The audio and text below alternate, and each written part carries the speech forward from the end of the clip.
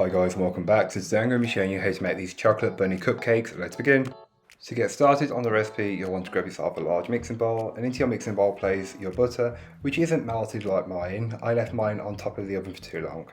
Then add in your sugar, your eggs, your vanilla, your dry ingredients. Feel free to pass them through a sieve first if you really want to, but these weren't very lumpy, so I didn't feel the need to. Then mix on a low speed to start with, working you out to a medium-high speed. And once the batter has formed, you may find it a little bit stiff. Add in some milk and mix that in until it's fully incorporated. The mixture should be smooth and glossy. Then you can go ahead and give the bowl a good scraping down. And this is just to incorporate any bits that may not have been fully worked in from earlier on. You can then go ahead and take a muffin pan which has been lined with some of these tulip cases, but feel free to use just normal cupcake liners as these will work just as well. Fill each of the cases 2/3 or 3/4 of the way full and repeat the process until all of them have been filled. Once you've done that, you can place it into your oven and bake them off. While your cupcakes are baking, you can go ahead and make the buttercream, which is really easy. Into a mixing bowl, place your whole egg and egg yolks and whisk them together on a high speed until they are lighter and fluffier. You can then go ahead and grab yourself a saucepan and place in the sugar and water and whisk the two together until they are combined. It doesn't take a lot of mixing, but then place this on the hob and allow it to come up to temperature. While your egg mixture is also incorporating all the air and becoming lighter and fluffier, it should look a little something like this. Then go ahead and add in your liquid mixture. This does need to be at 121 degrees Celsius, as otherwise it will not cook the eggs sufficiently. Whisk until the bottom of the bowl can be touched with the back of your hand.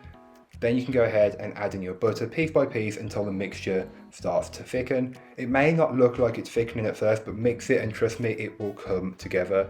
Give the bowl a good scraping down, and this is just to incorporate any bits that may not have been fully worked in from earlier on.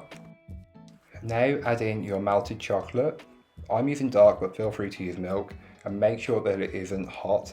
It should still be a little warm, as this will help it incorporate easier. Add in your cocoa powder and then mix on a low speed. If you want to, you can also add in vanilla.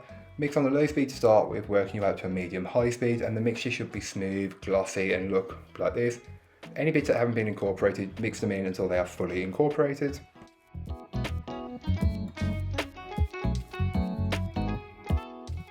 You can then go ahead and take your cupcakes which have been baked on a fully cool, take your buttercream and place into a bag, and then pipe just round blobs on top of each cupcake. That's how I wanted to decorate them this time round, as this is what looks best for me.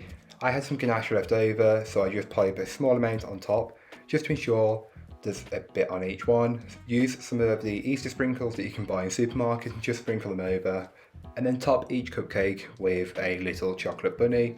Feel free to use your favourite one of choice. I got these ones in M&S.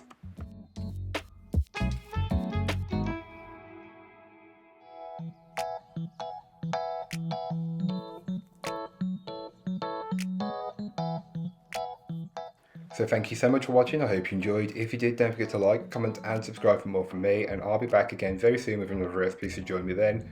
In the meanwhile, don't forget to check out the description. There'll be a link to this recipe, link to my blog, and links to all my social medias. But that's all for today. I hope you enjoyed. Bye guys.